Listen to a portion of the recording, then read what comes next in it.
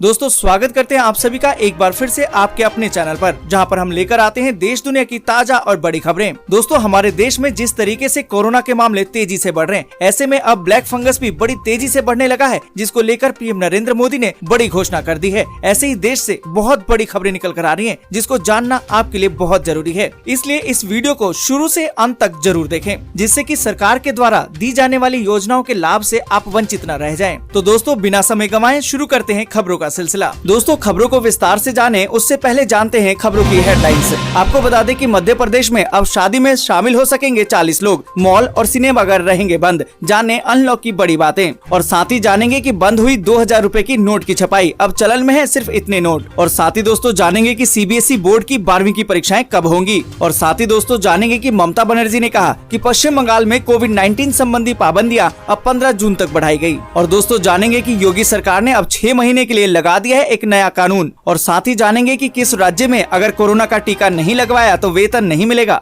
दोस्तों ऐसे ही तमाम बड़ी खबरों को इस वीडियो में जानेंगे, तो जानते हैं इन खबरों को विस्तार से। और इसी के साथ दोस्तों आज की पहली बड़ी खबर कि पीएम मोदी शुक्रवार को उड़ीसा और पश्चिम बंगाल का करेंगे दौरा, तूफान यास से हुए नुकसान का लेंगे जायजा। यहाँ पर दोस्तों आपको बता दें कि प्रधानमंत्री नरेंद्र मोदी 28 मई को उड़ीसा और पश्चिम बंगाल का दौरा करेंगे। चक्रवाती तूफान यास ने पश्चिम बंगाल और उड़ीसा में जमकर कहर बरपाया है। पीएम नरेंद्र मोदी चक्रवाती यास से हुए नुकसान का जायजा लेंगे। और इसी के साथ दोस्तों बढ़ चलते अगली बड़ी खबर की तरफ, और आपको बता दें क्या सीबीएसई बोर्ड की 12वीं की परीक्षाएं अब 30 मिनट की होंगी। जानिए इसकी सच्चाई। दोस्तों यहाँ पर आपको बता दें कि एक खबर इन दिनों काफी वायरल हो रही है। कहा यह जा रहा है कि परीक्षाओं में सभी प्रमुख विषयों के प्रश्न पत्र को सॉल्व करने के लिए अब परीक्षार्थियों को 30 मिनट का समय दिया जाएगा। इससे पहले कहा जा रहा था कि परीक्षा का समय 3 घंटे से घटाकर 1.5 घंटा कर दिया जाएगा। तो आपको बता दें कि इस संबंध में अभी तक कोई निर्णय नहीं हुआ है और ये सभी दावे भ्रामक हैं। आधिकारिक तौर पर परीक्षाओं को लेकर विस्तृत जानकारी 1 जून 2021 को केंद्रीय शिक्षा मंत्री डॉक्टर रमेश पोखरियाल निशंक के द्वारा साझा की जाएगी। और इसी के साथ दोस्तों अगली बड़ी खबर की पश्चिम बंगाल में कोविड-19 संबंधी पाबंदियां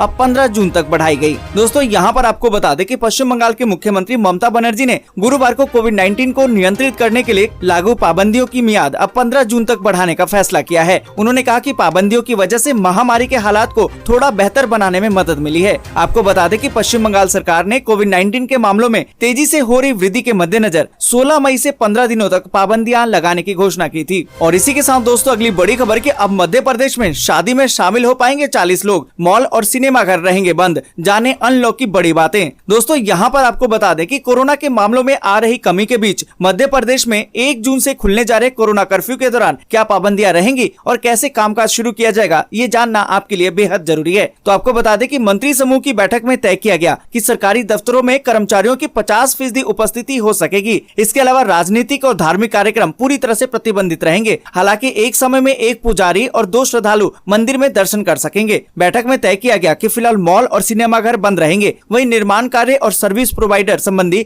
गतिविधियां चालू रखने पर सहमति बन गई है। हवाई यात्रा पहले की तरह ही जारी रहेगी, जबकि शादी समारोहों को लेकर भी बड़ा फैसला किया गया है। आपको बता दें कि शादी समारोह में दूल्हा और दुल्हन दोनों पक्षों से 20-20 लोग शामिल हो सकेंगे। इसके अलावा दाह संस्कार और मृत्यु भोज में 20-20 लोग ही शामिल हो सकेंगे। और इसी के साथ दोस्तों अगली बड़ी खबर कि वैक्सीन के लिए global tender fail, supreme court में अर्जी लगाएगी गहलोत सरकार। दोस्तों यहाँ पर आपको बता दें कि राजस्थान देश का पहला राज्य था जिसने ऐलान किया था कि वो कोरोना वैक्सीन के लिए ग्लोबल टेंडर निकालेगा। परंतु आपको बता दें कि सरकार की ये पहल पूरी तरह से फ्लॉप साबित हुई है और उनका वैक्सीन के लिए निकाला गया ग्लोबल टेंडर भी फेल हो गया है। अब इसी कड़ी में कहा जा रहा है कि राजस्थान सरकार बहुत ही जल्द सुप्रीम कोर्ट का रुख करने जा रही है। वहाँ पर उनकी तरफ से अपील की जाएगी कि राज्यों के बजाय केंद्र की तरफ से ही कोरोना वैक्सीन के लिए ग्लोबल टेंडर निकाला जाए। और इसी के साथ दोस्तों अगली बड़ी खबर की बंद हो गई है 2000 रुपए की नोट की छपाई, अब चलन में है सिर्फ इतने नोट। दोस्तों यहाँ पर आपको बता दें कि मोदी सरकार ने 8 नवंबर 2016 को देश में 500 और 1000 रुपए के नोट को चलन से बाहर कर दिया था। नोटबंदी के इस फैसले के बाद 500 रुपए और 2000 रुपए का नया नोट चलन में आया था।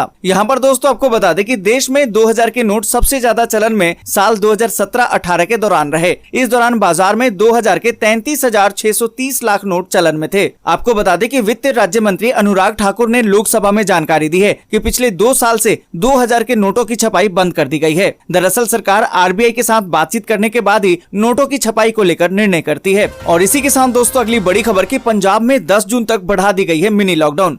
दोस्तों यहाँ पर आपको बता दें कि पंजाब में मिनी लॉकडाउन 10 जून तक बढ़ा दिया गया है और ये फैसला कोविड रिव्यू बैठक में लिया गया। सीएम कैप्टन अमरिंदर सिंह ने कोरोना मामलों में आ रही गिरावट को देखते हुए निजी वाहनों में यात्रियों की संख्या सीमा को हटाने के आदेश दे दिए हैं। साथ ही सरकार ने वैकल्पिक सर्जरी और पूर्ण ओपीडी संचालन बहाल करने की भी मंजूरी दी है। इसके अलावा ऑक्सीजन का इंडस्ट्री में उपयोग किया जा सकेगा। और इसी के साथ दोस्तों अगली बड़ी खबर की योगी सरकार ने 6 महीने के लिए लगा दिया है एस्मा, कर्मचारी हड़ताल भी अब पूरी तरह से बैन। दोस्तों यहाँ पर आपको बता दें कि उत्तर प्रदेश में योगी सरकार ने सख्त रुख अपनाते हुए प्रदेश में 6 महीने के लिए एस्मा एक्ट को लागू कर दिया है। योगी सरकार ने आदेश जारी करते हुए कहा कि प्रदेश में जब तक एस्मा कानून लागू रहेगा तब तक कोई भी सरकारी कर्मचारी हड़ताल पर नहीं जा सकेगा। इस दौरान सरकारी कर्मचारियों की हड़ताल पर पूरी तरह से बैन लगा रहेगा। गौरतलब है कि प्रदेश में कोरोना संक्रमण लगातार बढ़ने के कारण योगी सरकार ने ये सख्त फैसला लिया है। और इसी के साथ दोस्तों अगली बड़ी खबर की कोरोना का टीका नहीं लगवाने वालों को अब नहीं मिलेगा वेतन, आदेश हुआ जारी। दोस्तों यहाँ पर आपको बता दें कि देश में कोरोना के खिलाफ जारी टीकाकरण अभियान को लेकर कई लोग लापरवाही बरतते नजर आ रहे हैं। कुछ राज्य ऐसे हैं जहाँ पर लोग वैक्सीन लगवाने के लिए वैक्सीनेशन सेंटर पर ही नहीं पहुँच रहे। ऐसे लोगों के लिए छत्तीसगढ़ के एक जिले में आदिवासी कल्याण विभाग के एक अधिकारी ने आदेश जारी करके अपने स्टाफ सदस्य को कोविड-19 का टीका लगवाने को कहा है। इसके साथ ही उन्होंने हिदायत दी है कि अगर टीका नहीं लगवाया तो उनका अगले महीने का वेतन रोक दिया जाएगा। और इसी के साथ दोस्तों अगली बड़ी खबर की लॉकडाउन हटने के बाद सरकार कर सकती है राहत पैकेज का ऐलान, ऐसे मिलेगा आपको इसका फायदा।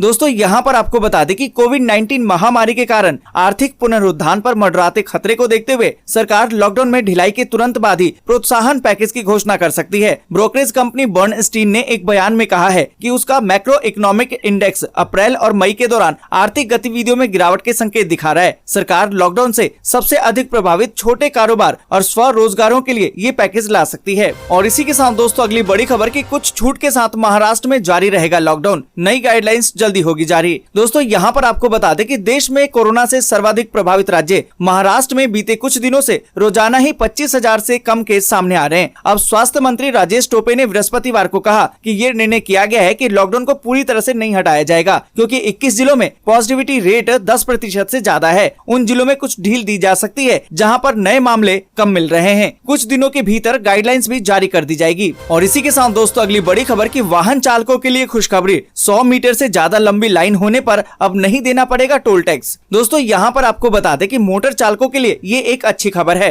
दरअसल NHAI के एक नियम के मुताबिक टोल प्लाजा पर अगर लाइन 100 मीटर से ज्यादा लंबी है तो उनको टोल प्लाजा पर कर नहीं देना होगा। इस उद्देश्य के लिए टोल कलेक्शन पॉइंट पर भी पीली लाइन खींची जाएगी। टोल ठेकेदारों को निर्देश दिया जाएगा कि अगर ट्रैफिक पीली लाइन के आगे जाता है तो वाहन चालकों के लिए टोल माफ। दोस्तों आज के लिए बस यहीं तक। वीडियो आपको अच्छी लगी हो तो लाइक और शेयर जरूर कर दें। अगर अभी तक आपने चैनल को सब्सक्राइब नहीं किया तो सब्सक्राइब जल्दी से कर लें।